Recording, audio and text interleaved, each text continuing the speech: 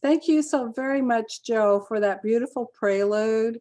I don't know about the rest of you, but it really does put us in a wonderful mood to proceed with our lovely service. And I want to say good morning to everybody. It's wonderful to see all of you come popping in. It's very exciting, just like you're coming through the front door. Um, I want to begin this morning with some words from Israel Zangwill. Come into the circle of love and justice. Come into the community of mercy, holiness, and health. Come in and you shall know peace and joy. Our theme this month is mercy. Our theme provides us with some cohesiveness in the services. It also gives us an area of concentration during which we study a particular concept. Our theme for this month is mercy. And we are finding that this one simple word, sometimes it's only used as an interjection, like mercy, mercy. But it has a remarkable array of meanings which encompass many aspects of forgiveness, compassion, and justice. This morning, our part-time minister, Reverend Cathy Corbin-Menino, will present her sermon on Mercy is Love Unjustified. And we're looking forward to that. We're happy to welcome all of you to West Valley Unitarian Universalist Church. My name is Maryke DesChamps, and I will be your worship associate this morning. Our beautiful physical building is off limits right now due to the COVID-19, but we're all here on Zoom, and we're so happy that all of you are joining us. Our congregation is officially recognized by the UUA, which is a network of more than 1,000 congregations, and we are committed to 7 principles, which include recognizing the worth and dignity of all people and the need for justice and compassion. We are also a welcoming congregation, and this emphasizes that you are welcome here regardless of your sexual orientation. You are also welcome regardless of race, political affiliation, or personal religious belief.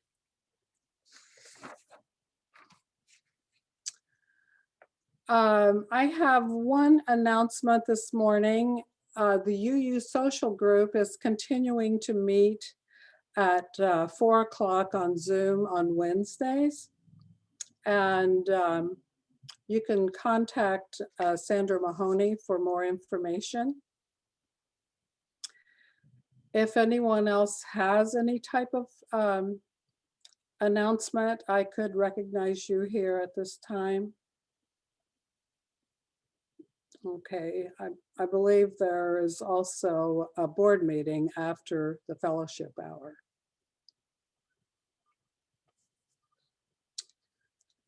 We will begin the service now with the lighting of the chalice, and Paul will light that for us.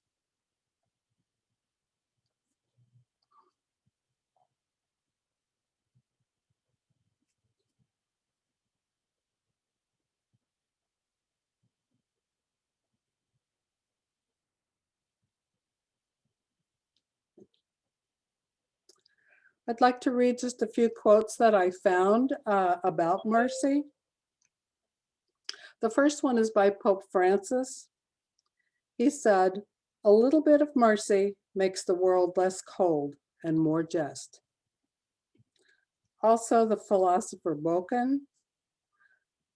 Mercy is the force that reawakens us to new life and instills us within us the courage to look to the future with hope. And finally, for all of you who deal with computers, which is pretty much all of us this morning, a quote by Joseph Campbell.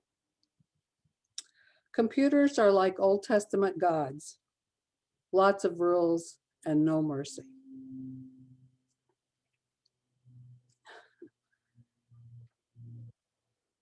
Next, we will be joining in with together by reading the covenant. As a congregation free of dogma, we enter instead into a covenant promising each other our mutual trust and support. It now will appear on your screen and we'll read it together. Love is the doctrine of our congregation. The quest for truth is our holy right, and service is our prayer. To dwell together in peace, to seek knowledge in freedom, to serve humankind in friendship. Thus do we covenant.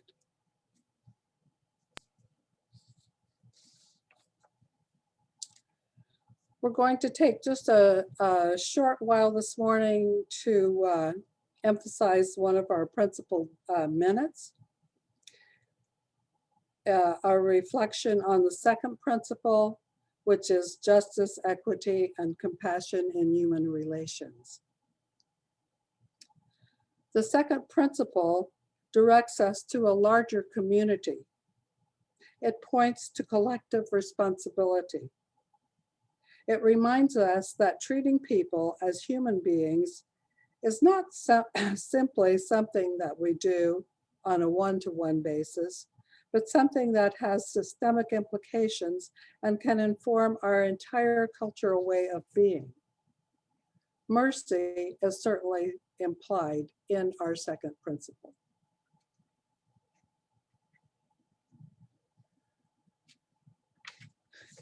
It's time now to take up our offering, our offertory.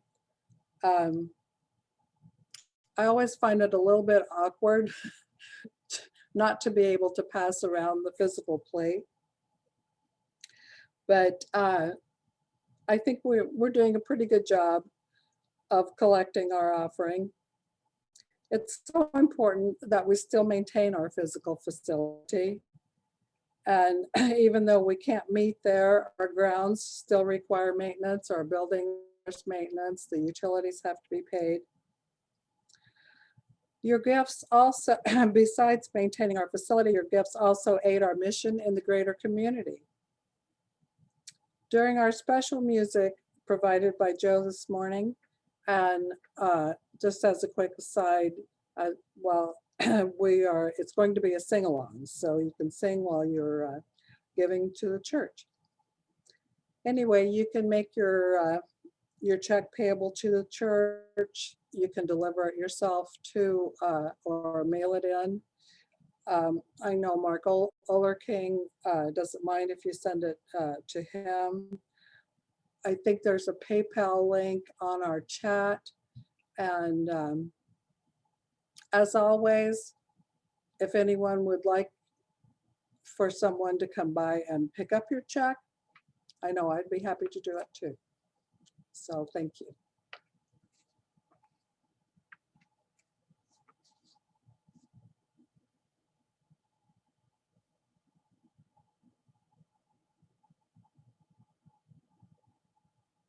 What wondrous love is this, oh my soul, oh my soul. What wondrous love is this, oh my soul. What wondrous love is this that brings my heart such bliss and takes away the pain of my soul, and takes away the pain of my soul. To love and to our friends I will sing, I will sing. To love and to our friends I will sing. To love and to our friends who pain and sorrow mend, with thanks unto the end I will sing, I will sing. With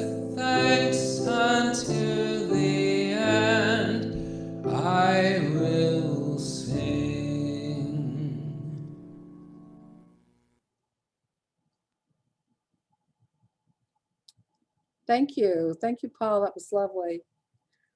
We now accept your gifts with gratitude and dedicate them to the service of the church. I'd like to introduce our part-time minister now, Reverend Cathy Menino. Thank you, Maryke and Paul, for your tech support, and Joe and Kelly for the beautiful music. It's good to be with you. In our Pledge of Allegiance, justice for all is considered our American civil right. Not so with mercy. Mercy is not a right one should expect to receive. It is undeserved and unearned. Only a truly guilty person can ever be granted mercy. It is given solely at the discretion of the giver, and sometimes the giver is the very one who has been harmed. So I have to ask, is granting someone mercy really fair? Is it truly in the interest of anyone to give mercy to the guilty? First, isn't that asking too much of the victim? And secondly, how can the guilty ever learn accountability? Ever know how to live with the just consequences of their behavior?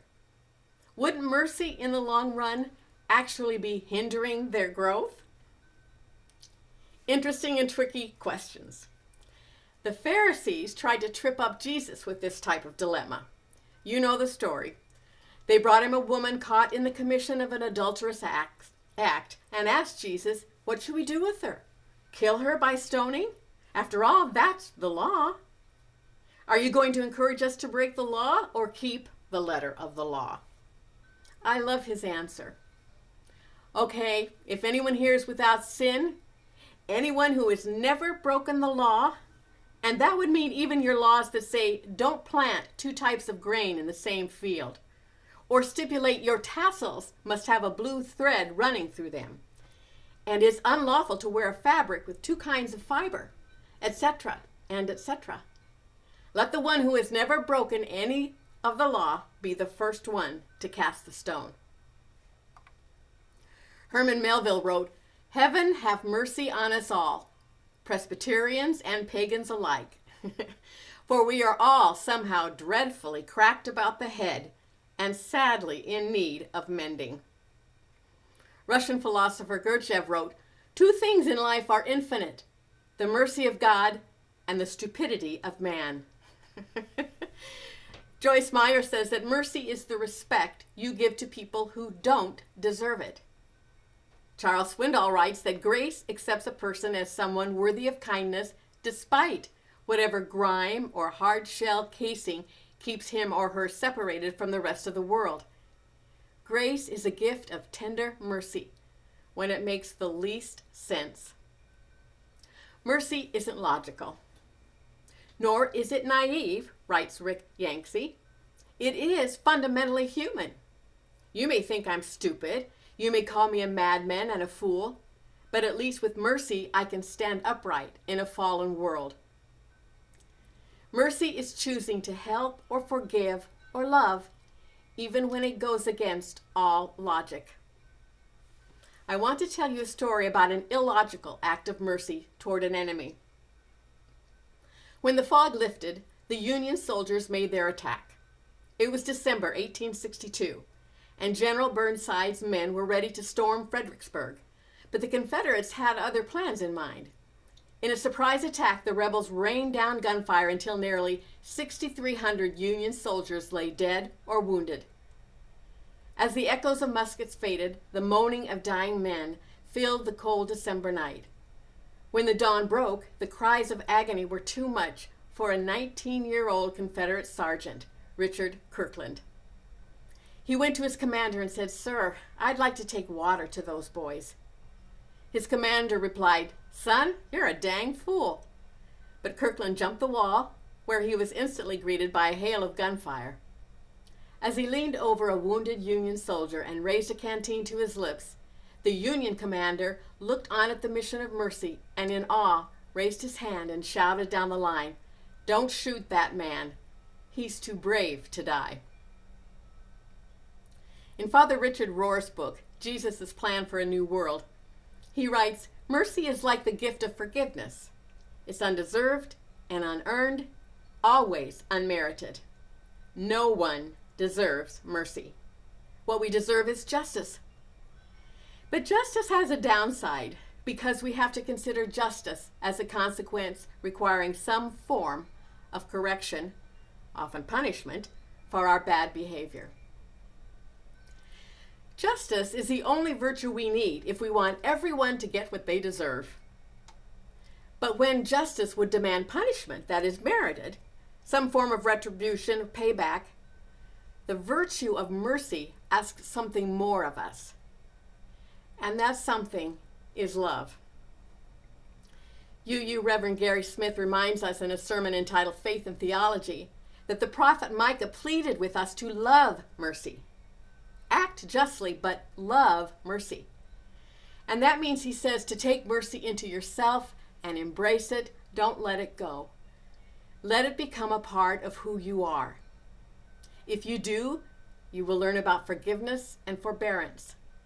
The loving part says this is not just a one-time thing, like the Good Samaritan stopping once for a neighbor. When we know how to love mercy, realizing that this is what matters in life, then we learn that we must stop by the Jericho Road again and again and again. It is so tempting to demand justice for others' wrongs. But if that is all we do, we never get to mercy.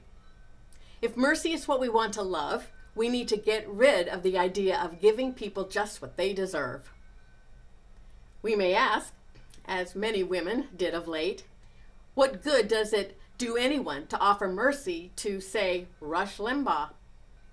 They blogged, "Oh, we are giving Rush Limbaugh all the compassion he offered women, all the empathy he offered to the poor, all the acceptance he gave to the LGBTQ community," and so on and so on.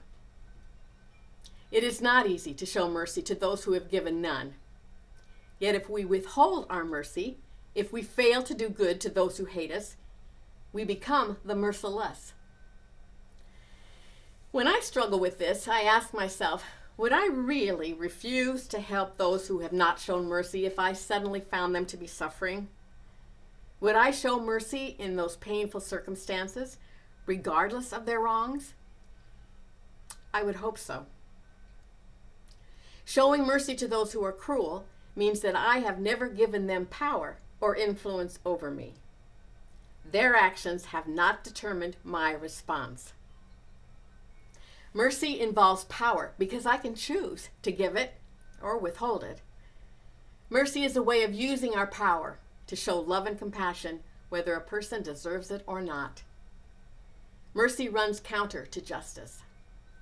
If justice is about making things fair and giving people their due, mercy involves offering love and forgiveness, even when another deserves punishment or shunning.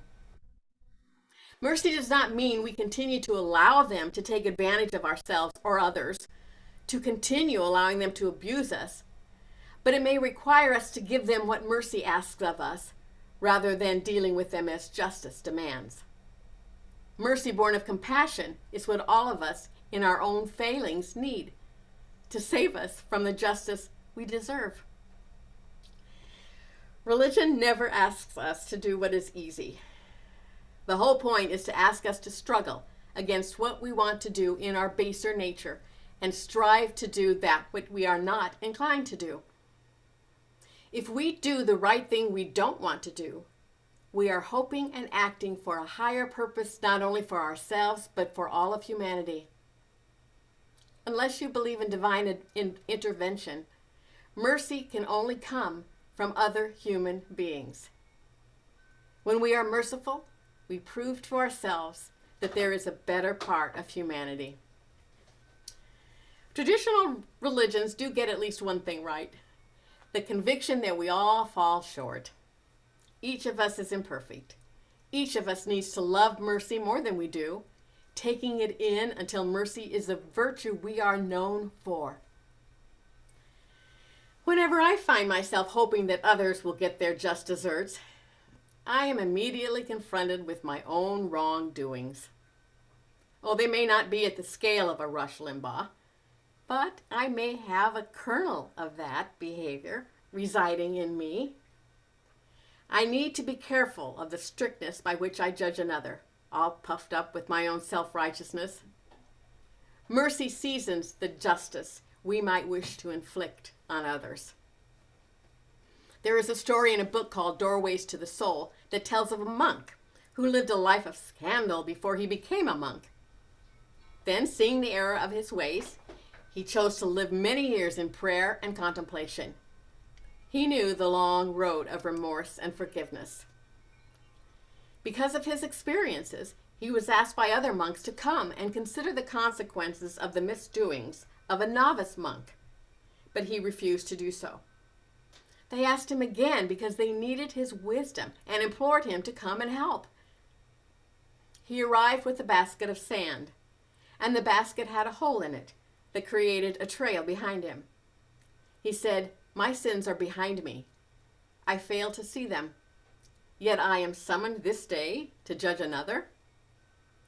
Similar to the woman caught in adultery, the monks released the young man and prayed for his future. Jonathan Mayberry writes, "I don't want to live in a world where something like mercy is the wrong choice." In UUism, mercy arose as a counterpoint to Calvinism, which taught predestination, that lovely idea that only a select few were worthy of heaven. But the concept of mercy comes from the Latin mercis, which means merchandise. It was transformed in the medieval Christian church to mean a heavenly reward earned from acts of kindness for which there is no recompense. What was once a reference to wages, merchandise, and rewards became an act of thanksgiving and grace. Today, the definition of mercy has taken yet another turn, as it is now fundamentally understood as an act of compassion or forgiveness toward another who the merciful one has the power to appropriately punish. Mercy, which was once the recognition of the power to relieve suffering, becomes a description of the power to refrain from punishment. In our bruised and hurting world, we are all in need of opportunities to share the power we have to alleviate suffering and use that power in service to human wholeness and holiness. Sufi mystic Rumi writes, "A dragon was pulling a bear into its terrible mouth. A courageous man went and rescued the bear. There are such helpers in the world who rush to save anyone who cries out. Like mercy itself, they run toward the screaming, and they can't be bought off. If you were to ask one of them, 'Why do you come so quickly?' he or she would say, 'Because I heard your helplessness.' Where low land is, that's where the water goes. All medicine wants is a cure to pain. And don't just ask for one mercy. Let them flood in. Let the sky open under your feet. Take the cotton out of your ears, the cotton of consolations, so you can hear the sphere music. Crying out loud and weeping are great resources. A nursing mother, all she does is wait to hear her child, just a little beginning whimper, and she's there. God created the child, that is, your wanting, so that it might cry out, so that milk can come. So cry out. Don't be stolid and silent with your pain. Lament, and let the milk of loving flow into you. Be patient. The hard rain and wind are just ways the cloud has to take care of us." I'd like to read a story from the book A Higher Call about Charlie Brown, not the cartoon character. On December 20th, 1943, 21-year-old Charlie Brown, a Virginia farm boy who joined the United States Army Air Force, streaked across the skies near the German city of Bremen. His B-17 Flying Fortress was dubbed Ye Old Pub and had a crew of 10 and was one of 21 bombers targeting an enemy aircraft plant. The plant was guarded by 250 guns and innumerable fighters of the Luftwaffe. This was Charlie Brown's first command mission as part of the 527th Bombardment Squadron. At first, all went according to plan, and the squadron turned to fly a straight course for the remaining 30 miles to the manufacturing plant, and that's where the trouble began. Ye Old Pub was hit over and over. Its nose was damaged, and the oil pressure on one of the engines started dropping. Meanwhile, Brown's bombardier let loose his 3-ton payload, hoping to lighten the load. Brown tried to bring his plane back into formation, but his sister bombers were dropping fast. Ye Old Pub was alone, a perfect, isolated target. As yet another engine failed, at least 6 German FW-190s bore down on Ye Old Pub. The German fighters mauled the bomber, and the plane had only one of its 11 guns working. Then Brown looked out and saw a Messerschmitt just about a yard away from his wing. The German fighter plane was painted black. That meant he was a night fighter, and Brown thought, this is it. But then something amazing happened. The German pilot nodded at him, saluted, and broke away. It was a remarkable act of chivalry. But the dumbfounded Charlie Brown needed to save his plane, so he headed off as best he could toward Britain. Just as the plane was losing altitude and they would be forced to ditch into the sea, Brown saw the British coast and soon the airbase. It was a rough landing, but they were alive. Ye Old Pub was said to be one of the most battle-scarred bombers in all of World War II.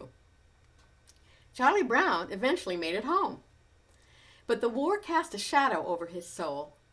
His daughter would later recall, I remember him having terrible wartime nightmares, waking up in a cold sweat. Yet with the PTSD came a need for him to track down that enemy pilot who showed such compassion.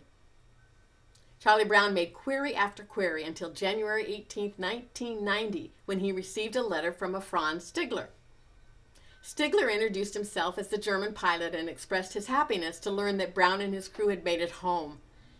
He too had made inquiries over the years with no results. But he was to be in the United States that June as a guest of a veterans group of American fighter aces. The two arranged to meet and quickly became friends. Stigler was apparently a true fighter ace. He had shot down 28 Allied aircraft, and he himself was shot down 17 times. He was the recipient of Germany's Knight's Cross, one of the country's highest honors. Stigler had heard the American plane racing across the sky that day, and he scrambled to meet it. And he remembered seeing Brown's damaged plane. When I got near it, I could see that there was much damage to the nose and tail sections. I flew in behind the plane, and I could see the gunner lying across his machine guns. There was a huge hole in the side of the fuselage, and the rudder was almost completely blown away. It was in very bad shape. He also saw one of Brown's gunners covered with blood. The B-17 could not defend itself. Stigler concluded that and then said, I didn't have the heart to finish off this wonderful machine and its brave men. I flew beside them for a long time, trying to help in some way as they were trying desperately to get home. So I decided to just let them do it. Stigler had recalled the words of one of his commanding officers who had told him, you follow the rules of war for you, not your enemy. You fight by rules to keep your humanity. So Stigler pulled his finger from the trigger and rested his hand upon his rosary. The meeting of these two veterans was the end of a lifelong quest for both of them. Charlie Brown and Franz Stigler would remain friends until both men died in 2008. They both provided examples of humanity at its best. Justitia, the Roman goddess of justice, is traditionally portrayed as holding the scales of justice and a sword and wearing a blindfold to ensure that justice is handed out equally without fear or favor. Equity requires that Lady Justice lift the blindfold enough to see the particulars of a situation and then temper judgment accordingly. Equity recommends judicial leniency as the means to achieve a more perfect justice than would be possible without it. Justice seeks to apply laws impartially in order to be consistent and fair in their application. As such laws are not designed, writes UU Minister Charlotte Cautan, to deal with particulars, with special contingencies or individual circumstances. So when equity and law are in conflict, our human system of law is designed to give precedence to equity. Equity allows the spirit of the law to override the letter of the law.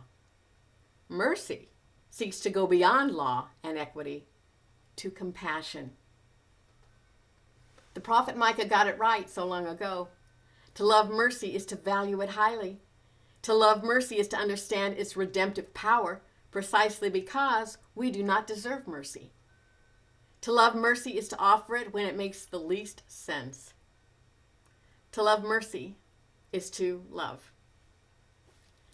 I'd like to close with words that inspired me from a prayer by Reverend Nadia Bowles-Weber for just these times. May we manage our compassion fatigue and the judgment we feel toward ourselves for having it. Our psyches were not created to be able to withstand and respond to every tragedy and hardship happening to human beings right now. But may we respond to love's nudges when it is our turn in our corner of our beloved community. May we know when our work is done. May we rest when we should. May we reach out to serve when we can. May we remember to check on our strong friends. May we be kinder toward those who can't do as much as we can. May we do the next right thing. And may we always be merciful. Blessed be.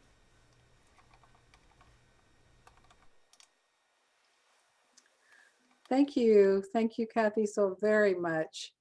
You've done so much this month to guide us through our theme and educate us as to what it means to be truly merciful.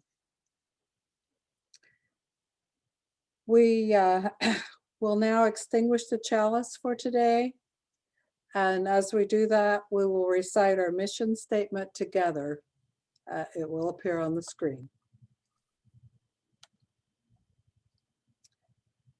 We agree to provide a safe place to celebrate diversity, draw inspiration for living better lives, foster social and environmental justice, and compassionately support each other in our spiritual searches.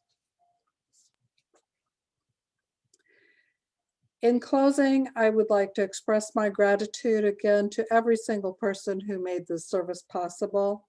It takes so much time and effort, as well as coordination, to put a service like this together. Thank you again, Reverend Cathy, Paul and Barry, and all those who help with technology. Paul, Joe, and Emily coming up this morning for your music, and to all of the rest of you who made the effort to attend. Our recording will now end, and we will have our